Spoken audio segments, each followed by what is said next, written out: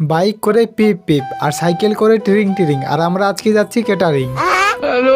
আমাদের গ্রাম থেকে বেশি দূরে না, গ্রামের নাম রাজাপুর। তো আর কি, এসে আগে সবাই মিলে টেবিল গোছাগুছি শুরু করে দিলাম। সেটা বড় কথা না, বড় কথা হচ্ছে ওরা কাজ করছিল আর আমি মোবাইল দিয়ে ভিডিও বানায় বেড়াচ্ছিলাম। এবার আমাদের ক্যাটারিং এর নামটা বলি, বাবা লোকনাথ ক্যাটারার। আর সাথে রান্নার লোকও পাওয়া যায় আমাদের এখানে। ঠিকানা বহড়াইল, দৌলতপুর, দক্ষিণ দিনাজপুর। কারো লাগলে কল করবে 9547481455 বা আমাকে পার্সোনাল ভাবে SMS করতে পারো। তারপর কিছুক্ষণ পর আমাদের টেবিল সাজা কমপ্লিট, গোটাই একদম চকচক করে দিলাম। তারপর শুরু হলো আমাদের প্রথম পরীক্ষা, মানে পাতাগুলা সাজানো। আর আমার পালায় পড়লো লবণ সাজানো।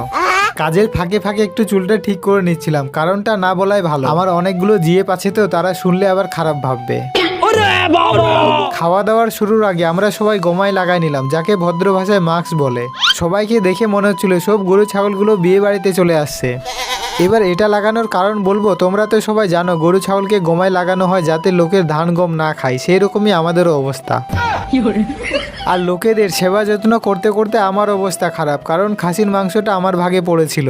এবার একটা সত্যি কথা বলবো, অনেকে হয়তো আমাকে খারাপ ভাবতে পারো, তাও আমি বলবো, যখন আমি মাংস দিতে যাই তখন অনেক লোকের অনেক ডিমান্ড। মানে কি বলবো, কেউ বলে দাদা কেমন মাংস দিলে, কাটা নেই। আবার কেউ বলে দাদা সব কাটাই দিলে কেমন করে খাবো। আবার কেউ বলে দাদা আরো দুটো ভালো দেখে পিস দাও না। এবার বলো তো আমি কি করব, কে কি খায় না খায় আমি কি করে জানবো। বড় কথা হচ্ছে এখানে এক দুজনের কথা না, কতজনকে দিতে হয় তোমরাও হয়তো জানো। এগুলো অনেকে বোঝে আবার অনেকে বোঝে না, সে তখনই আমাদেরকেই খারাপ হতে হয়। আর মাথার ভাগ্য কর্মে যেখানে ক্যাটারিং করতে যাই না কেন, মাংসের ভাগটা আমারই পড়ে। আর লোকের কাছেও খারাপ হতে হয়। তো যাই হোক, গরিব ছেলেদের এগুলো সহ্য করা অভ্যাস আছে। সবাইকে প্রায় খাওয়াতে রাত 11টা বেজে যায়। তারপর আমরাও বসলাম। এবার বলি কি কি আইটেম ছিল, লেবু, পাপড়, তারপর ভাত, ডাল। আর কি বলবো, লোককে খাওয়াতে খাওয়াতে আমার নিজের খিদাটাই মরে যায়। তো যাই হোক, তাও খেতে তো হবে, তাই অল্প ভাত নিয়ে নিলাম। তারপর আমি একটু মোবাইল দেখছিলাম, আর একটা কাকু কখন এসে আমার পাতাতে অনেকগুলো মাংস দিয়ে চলে গেছে। বলছে তুই মাংস দিচ্ছিলি আর তুই বেশি করে মাংস খাবি না, মানে খেতেই হবে।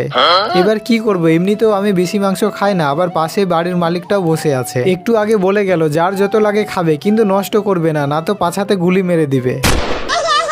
তাই ভয়ে আর কি করব, খেয়ে নিলাম জোর জবরদস্তি। কালকে না হয় বাথরুমে বসে বসে মোবাইল দেখবো।